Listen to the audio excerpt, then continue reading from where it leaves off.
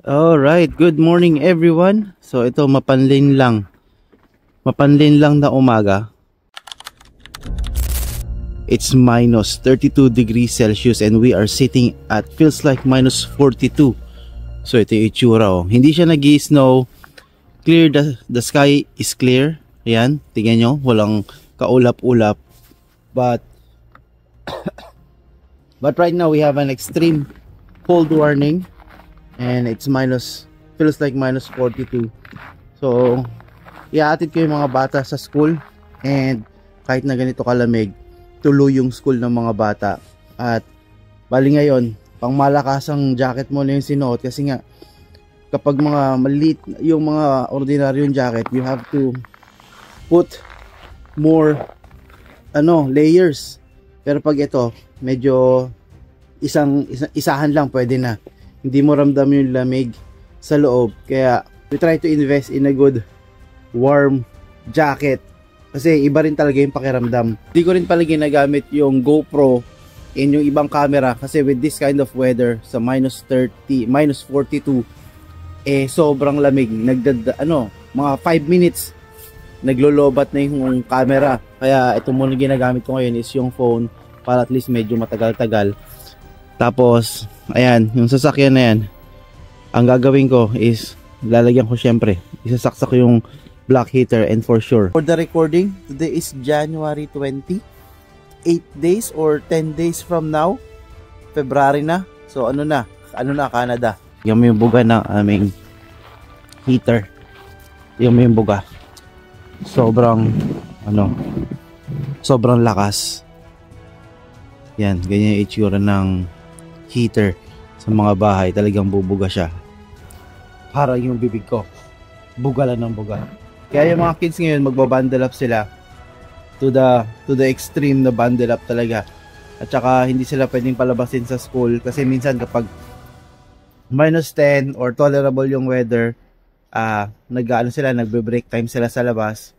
Pero right now, may sobrang lamig. Hindi pwede. So ayan, iatid ko muna sila ngayong araw na to. Pero yung kagandahan kapag may garahe, it's dito sa loob ng garahe, it's minus 21. So hindi ganun kalamig. Yan, hindi ganun kalamig. Kaya okay yung sasakyan, hindi na kailangan siyang i-plug in. Pero yung nasa labas, times 2. So ayan minus 21 lang dito sa loob ng garahe.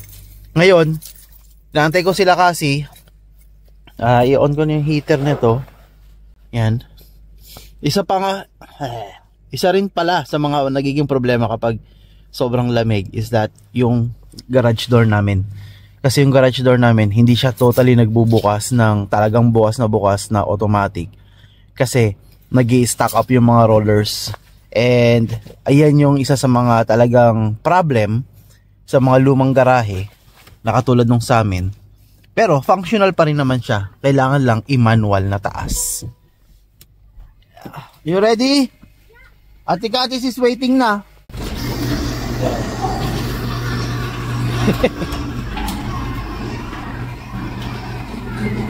Ayan tama?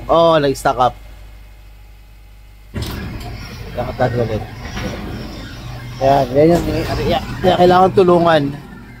Kailangan tulungan umangat. Ayan, dahil yung garahe namin is matanda na rin. Kailangan ng tulungan. Let's go. Dito na sila kasi Rizen Katniss. Sinundo rin namin si Katniss kasi nga sobrang lamig. Yan. This is what it looks like with Canada.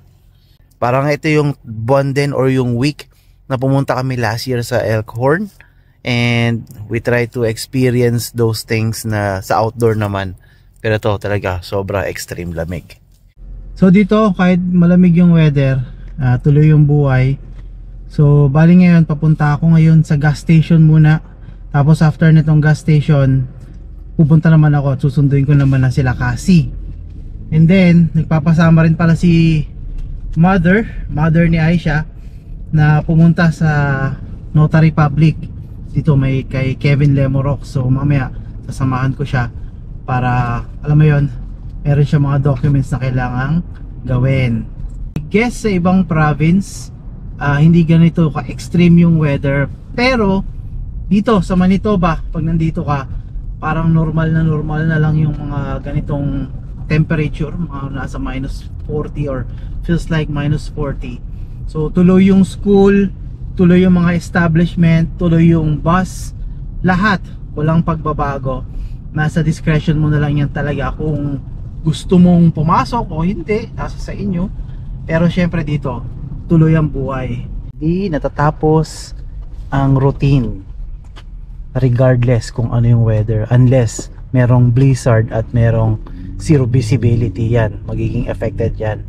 Pero right now sky is clear and we're off to go. Hi, can I have a regular yam with cheese meal with fries and pineapple juice? Do you want to upgrade your fries into large one? Yes. Okay. So you ordered a cheesy hamburger meal with a pineapple quencher and a large fries and another order of cheesy hamburger. Just a burger. 1977 for your total service. Yeah. Thank you. With cheese po yun, no? Yeah. Okay, thank you. Thank you. Okay. So nagpa-order or nagpabili si Aisha ng kanyang merienda dito sa may Jollibee. So drive-thru na lang. Kaya ito, binilan ko muna siya, tapos magpapagas naman ako. Ayan, wala akong gas. Magkalapit lang yung Jollibee dito sa may papagasan ko, and ito lang yan din, malapit to Save-On Foods. Tapos yung Petro Canada is nandoon sa kabilang side. And yan naman ako ngayon sa Petro Canada. Yan. Then it's already 3 o'clock. So after ko magpagas, didiretso na ako ngayon kila Cassie to pick them up kasi pangit maglakad, malamig. Saan ba ako maganda? Doon ako sa kabila. Ayan.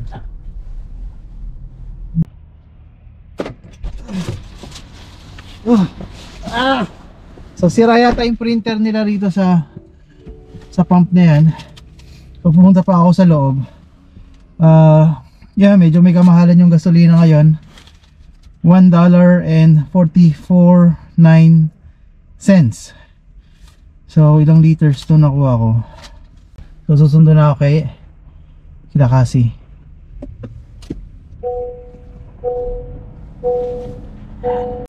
Di ko alam kung kita nyo, pero yung naka purple na jacket na yun yung si Cassandra.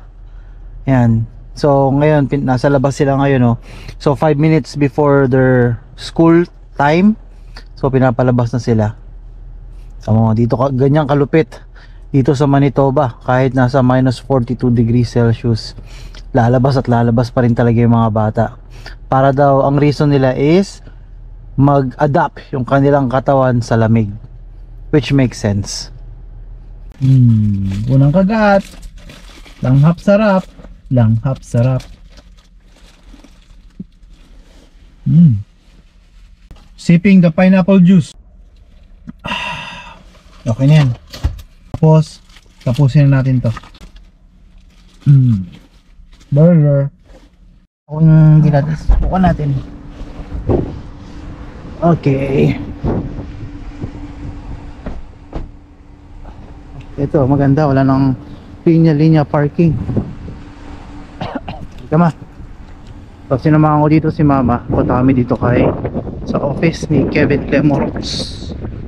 Notaryo tayo, di ba, ma? Notary public? Notary public. Papa Notary public kami rito. Yeah, let's go inside. Hello po. Thank you.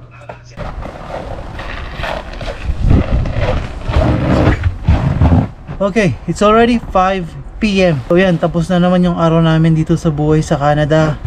Lahat ng errands nagawa na, everything. So kahit ganito kalabig, tuloy-tuloy pa rin ang buhay dito, hindi humihinto kahit na sobrang lamig. And I think some other parts of the Canada, hindi ganito ka-extreme. So yan, at dito ko nalang tatapusin tong video na to. So bali yung sasakyan, plinag in ko na siya ulit kasi nga papaayos ulit or may ipapagawa kay Kuya Mang Danny at gagawan na lang yun daw ng paraan kasi nagtanong ako ng parts, sumabot ng $400 yung parts ng sasakyan plus the labor. So kay Kuya Danny na lang ako papasok or kay Kuya Danny ko na lang siya ipapadiskarte. Napansin mo, it's around 5 o'clock in the afternoon at medyo maliwanag pa. Ayan, medyo maliwanag. It's a good sign na malapit na rin itong matapos tong winter wonderland na to. At siguro dito ko na lang tatapusin tong video na to bago pa malobot itong GoPro na gamit ko. So maraming salamat sa pagsubaybay, makitip, makitrip at makitravel dito sa Boys sa Canada, and we'll see you on to the next one. Peace!